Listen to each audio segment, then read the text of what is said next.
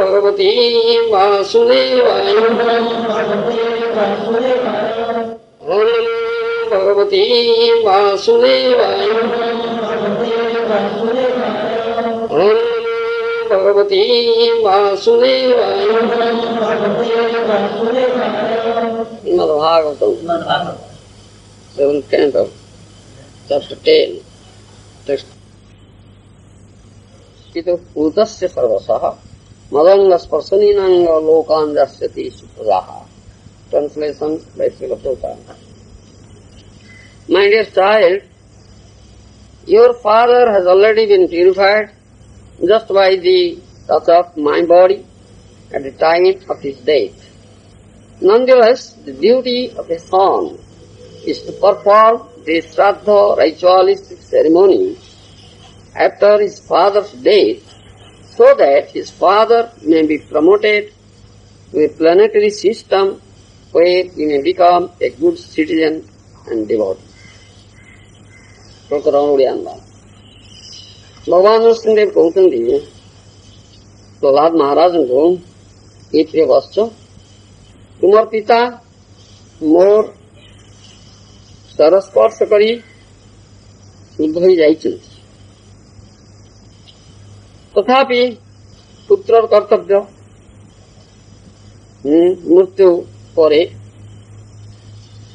प्रेतकृत्य श्राद्ध विकृत्य अनुष्ठान करिबा या फଳରେ तार पिता एपरि एक लोक उन्नीत हेबे जोंठारे कि से नागरिक वा भक्त होइपारे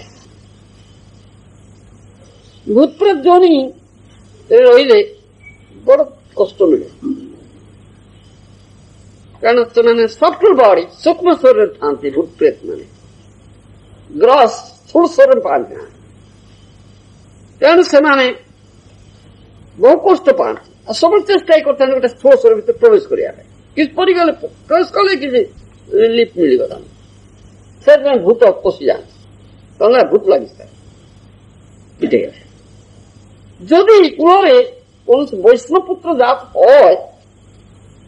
तार भक्ति प्रभाव रे तार वंश जे भूत प्रेत पाई मुक्त हो जाए प्रमाण तेणु कर्मकांड जो ये प्रेतकृत्य रही आमर तार उद्देश्य हूँ अंतत मृत व्यक्ति गोटे स्थूल शरीर पाओ सूक्ष्म शरीर भूत प्रेत जोनि न पाओ इटा उद्देश्य ता पुत्र कर्तव्य पुत्र कौरे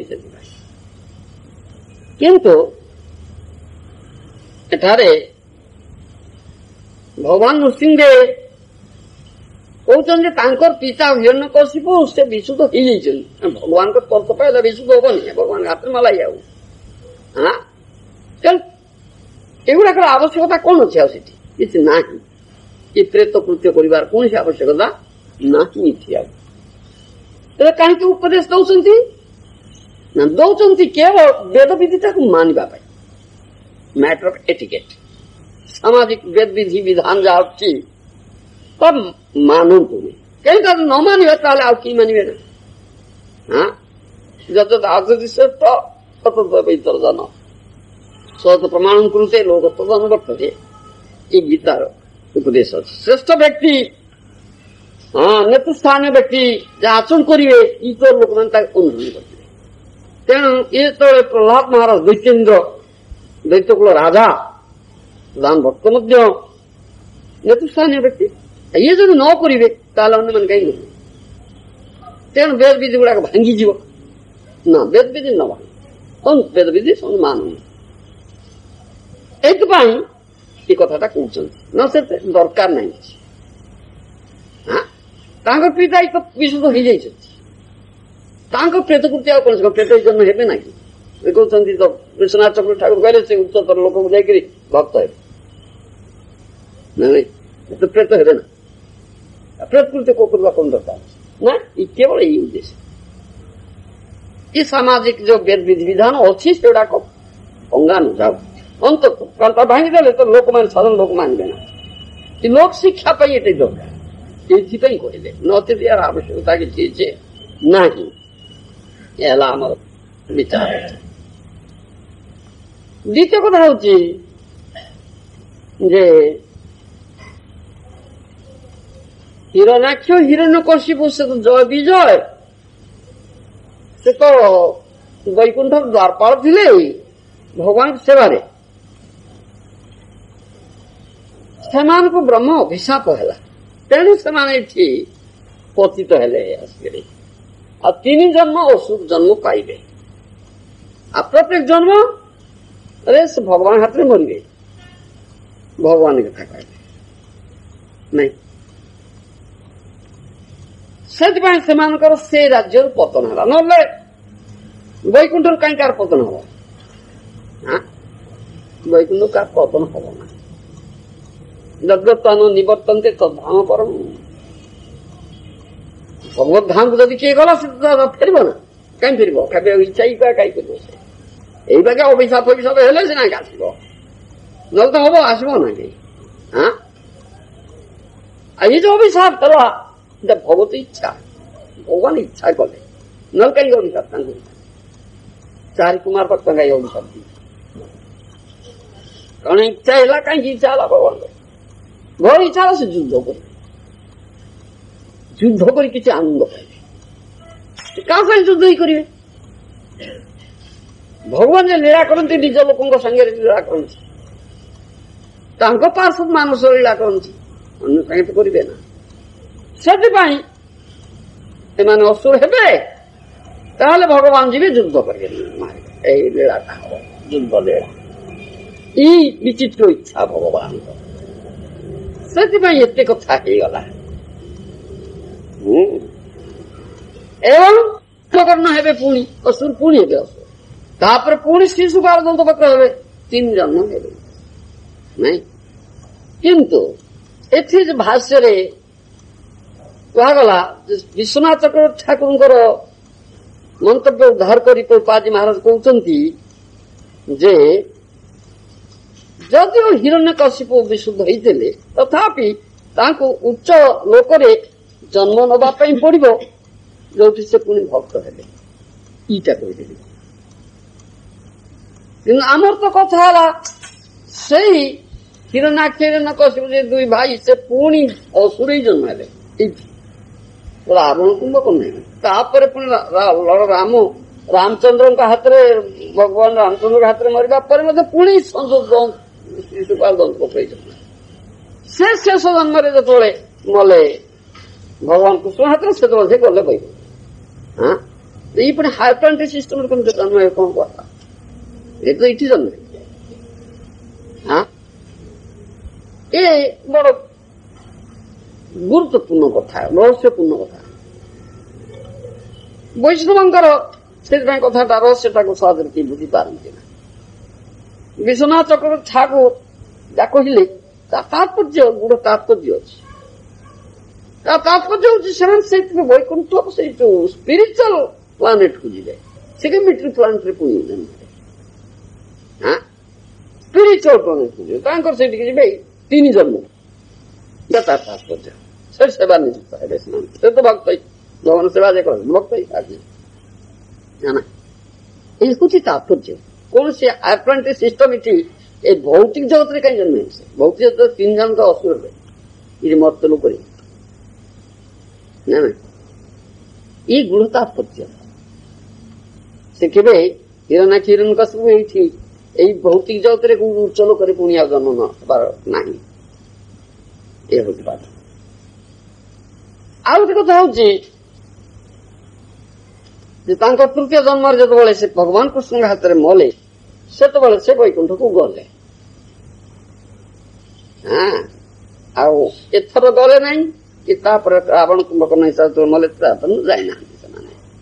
ତାର ଆଲୋଚନା ମଧ୍ୟ ଆମେ କରୁ, କାହିଁକି ଆର କଣ ତାତ୍ପର୍ଯ୍ୟ, ଭଗବାନଙ୍କ ହାତରେ ଯେ ମରିବ ଯିବ। ଅନ୍ତତଃ ଯୋଉ ଅସୁରଗୁଡା ମତେ ସେମାନେ ବ୍ରହ୍ମ ଜ୍ୟୋତିକି ଯାଉଛନ୍ତି, ବ୍ରହ୍ମ ସାହାଯ୍ୟ ମୁକ୍ତି ତ ପାଇଯାଉଛନ୍ତି। ସେ ପୁଣି ଆଉଥରେ କାହିଁ ଜନ୍ମ ହେଲେ ପୁଣି ଏଠି, ଏ ବିଷୟରେ ଆଲୋଚନା ଆମେ କରୁ। ସେ ଆମର ନୃସିଂହ ଚତୁର୍ଦ୍ଦଶୀରେ ମାନେ ये कथा आम आलोचना करूँ पराशर मुनि मैत्र मुनिर प्रश्न उत्तर अच्छी से कथा आम से आम आलोचना करूँ जानते विषय बर्तमान मुझे कहूनी आउ गोटे कथा हूँ आमर जो श्राद्ध कथा ये आसे कर्मकांड श्राद्ध जहाँ साधारण लोग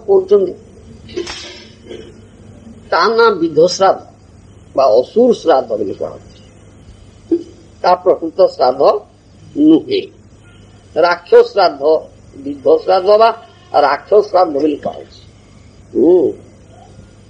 प्रकृत श्राद्ध आमर जो वैष्णव श्राद्ध शुद्ध श्राद्ध तो करछि कथा हूँ वैष्णव जने जो हत्या करती वेद कर्मकांड पद्धति रे प्रेतकृत्य होए ना बा कर्मकांड श्राद्ध पद्धति हुए ना शुद्ध श्राद्धटा हूँ कौन ना वैष्णव को डाकिब हरिकीर्तन करिब भगवान को पाई प्रसाद तैयारी करिब भगवान को निवेदन करब विष्णु नैवेद्य समस्त वैष्णव मान सेवा प्रसाद सेवन करिया दब आ से निवेदित नई पितृपुरुष को दब ये हूँ वैष्णव श्राद्ध ये वैष्णव एपरी ये ना शुद्ध श्राद्ध जोटा आमर कर्मकांड मार्ग श्राद्ध कराऊँच ता ना हूँ विध श्राद्ध राक्षस श्राद्ध से कथा कह प्राप्ते श्राद्ध दिने प्रागन्नौ भगवते अर्पयेत् तस्येषेणैव कुर्वीत श्राद्धं भागवत नरः ये कुर्म पुराण रे कथा कहाछि भगवनिष्ठ व्यक्ति श्राद्ध दिन प्रथमतः भगवान को अन्न प्रदान पूर्वक से निवेदित अन्नर शेष भाग द्वारा श्राद्धानुष्ठान करिवे ये वैष्णव क्रिया विष्णु निवेदितान्नेन द्रष्टव्यं देवतान्तरं पितृभ्यश्चापि तद्देयं तदा नन्त्याय कल्पते ये पद्म पुराण वचन विष्णु को निवेदित अन्न द्वारा अन्यान्य देवतागण पूजा करने कर्तव्य पितृपुरुष मान को सही महाप्रसाद अन्न अर्पण करा भगवान विष्णु अखंड बा अनंत वस्तु महाप्रसाद आम कहू भगवान विष्णु ठार अभिन्न महाप्रसाद गोविंद नाम ब्रह्मणी वैष्णवे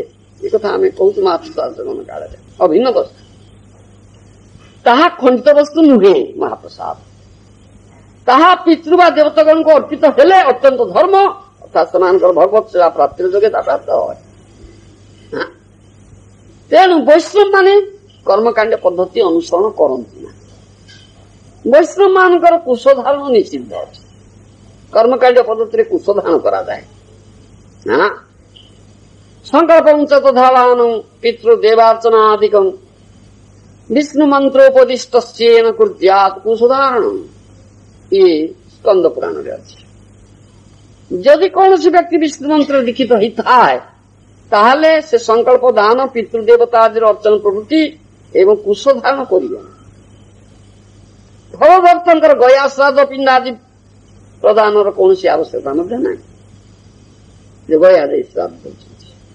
किंदतेर्बहुभि पिंडैर्गया श्राद्धादिभिर्मुने जैर्चित हरे भक्त्या पितृर्थं च दिने दिने स्कंद पुराण फेरू से जो माने प्रतिदिन पितृगण उद्देश्य भक्ति सहकारे हरिंकर अर्चना करती गया श्राद्धादि बा बहु बहु पिंड दान की प्रयोजन अर्थात से गया श्राद्धादि कौन सी आवश्यकता नहीं तो प्रतिदिन कर भगवान विष्णु अर्चना करके तेणु वैष्णव एगुड़ाक करणीय नुहे कर्म मार्गीय श्राद्धर नाम हूँ राक्षस श्राद्ध जोटा ये कर्मकांड जस्तो विद्या विनिर्मुक्त मूर्खम मत्वात् वैष्णवम वेद विद्यो अदता विप्रसादं तद राक्षसं भवेत् स्कंद पुराण वाक्य वैष्णव को विद्याहीन मूर्ख बोली मने करी वेदविद मान को श्राद्ध प्रदान करिले विप्रकृत से श्राद्ध राक्षस कतृक गृहीत राक्षस श्राद्ध विद्ध श्राद्ध द्वारा से अद्वैताचार्य तांकर जो पितृ श्राद्ध दिवस रे हरदास ठाकुर को आनिकी भोजन करे श्राद्ध पात्र देते हरदास ठाकुर जवन कुलर जन्म किंतु महाभागवत वैष्णव तांकु डकई श्राद्ध पात्र देना हरदास ठाकुर कहले मत कहीं डकुच ब्राह्मण तुम्हें तुमको सब बासन करेंगे आपण खाइले है कोटि ब्राह्मण भोजन जन वैष्णव सेवा शुद्ध भागवत महाभागवत हाँ ये कथा आचार्य आचरण करके शिखई आचार्य कहे न तुमी ना करी हो भय आचार्य कहे न तुमी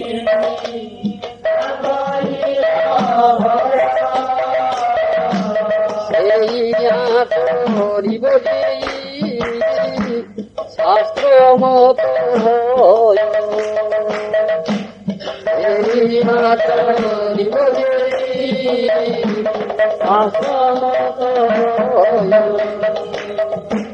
तुम्हें खाइले हो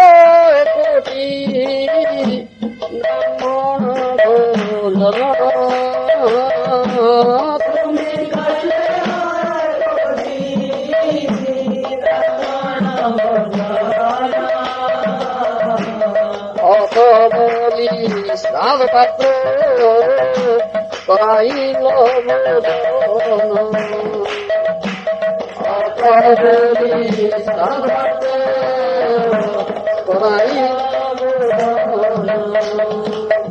एक कथा अद्वैताचार्य एक कथा करते कारण से वैष्णव जानते तत्व तेणु नामाश्रयी एकांत गृही वैष्णवंकर श्राद्ध कर्मादिर आवश्यकता नहीं नित्यं नैमित्तिकं काम्यं दानं संकल्पमेव च दैवं कर्म तथा पवित्रं न कुर्यात् वैष्णवो गृही विष्णु ठारे अनन्य शरण रे आसीथिबा गृहस्थ वैष्णव नित्य नैमित्तिक काम्य दान संकल्प दैव एवं पवित्र कर्म अर्थात श्राद्धादि करिबे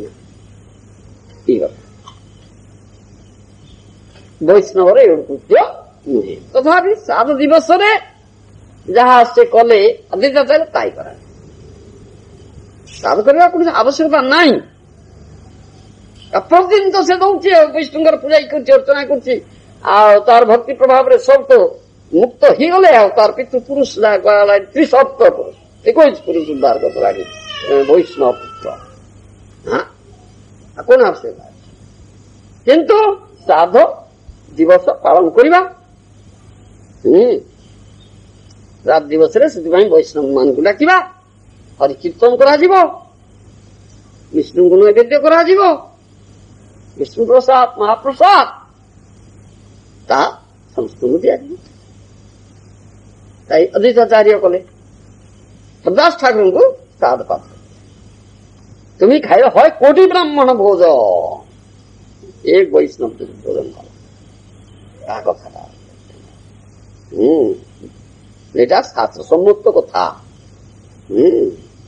কারণ বৈষ্ণব এই প্রকারে শুদ্ধ শ্রাদ্ধ করে বিধ শ্রাদ্ধ রাক্ষস শ্রাদ্ধ কর্মকাণ্ড মার্গরে বৈষ্ণব করে না বৈষ্ণব কুশ ধারণ ନାହିଁ কর্মকাণ্ড মার্গরে ব্রাহ্মণ আসিব কুশ ପୁଣ୍ଡେଇବ ଅମୁକ କରିବ କେତେ ପ୍ରକାର କେତେ ପୁରୁଷ ଦେଖ ତୋ ବାପା ତା ବାପା ଅମୁକ କେତେ କାଣ୍ଡ କରିକିରି କଣ କଥା तो बांध तो दक्षिणा नब भोजन कर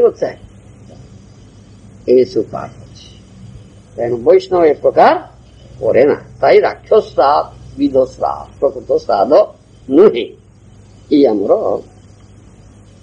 कथा स्कंद पुराण विष्णु पुराण प्रभृति कथा दि जाइए आ वैष्णव माने अद्वैताचार्य प्रभृति वैष्णव माने आचरण करके देखी दी जाइए तेरे प्रहलाद महाराज के चित्रित कृत्य करने श्राद्ध करने भगवान से उपदेश दौरान साधारण लोकों प्रहलाद महाराज पिता से विशुद्ध हो जाती गोटे किसी आवश्यकता ना केवल वेद विधि से मानु समस्त वैष्णवमन्त्री अंतत कर्मकाण्ड मार्गटे ସେମାନେ ପାଳନ କରନ୍ତୁ, ବେଦ ବିଧିଟାକୁ ମାନନ୍ତୁ। ଏହି ହିସାବରେ ସେ ଉପଦେଶ ଦେଉଛନ୍ତି। ତାଙ୍କର ତାତ୍ପର୍ଯ୍ୟ କହିବା ତାତ୍ପର୍ଯ୍ୟଟା ଏଇଟାରେ, ଅନ୍ୟ ଉଦ୍ଦେଶ୍ୟ କିଛି ନାହିଁ। ଏ ହେଲା ଆମର କଥା। ତେଣୁ ଏଇ ଭାବରେ ବୈଷ୍ଣବ ଏ ପ୍ରକାର ଶୁଦ୍ଧ ସାଧକ। एष धर्मभूतां श्रेष्ठ लोकं धर्मे अनुवर्तयन् गुप्ता च धर्मसेतूनां शास्त्रा तत्परिपन्थिनाम्. This has been stated in fourth canto, Srimad Bhagavatam. That means Prithu Maharaj was a strict ruler. He was strictly enforcing the principles of Bhagavad Dharma. And also he was engaging all his citizens of his kingdom to perform Vedic sacrifices and follow the rules and regulations, Vedic rules and regulations of Bhagavad Dharma. Those who are following this, he was giving protection to those citizens. And those who are not following and transgressing these principles, he was inflicting punishment on them. Therefore, aham dandodhara raja. Therefore, he has said, aham dandodhara raja. He said, I am dandodhara. I have this right to punish you. It is known as Dandadhara. He will inflict punishment upon citizens of his kingdom. If someone transgresses the regulative principles, Vedic regulative principles, the principles of Bhagavad Dharma. He has said that. So this is the duty of an ideal king. And here, Lord Nrsimhadev instructs us, Prahlad Maharaj accordingly.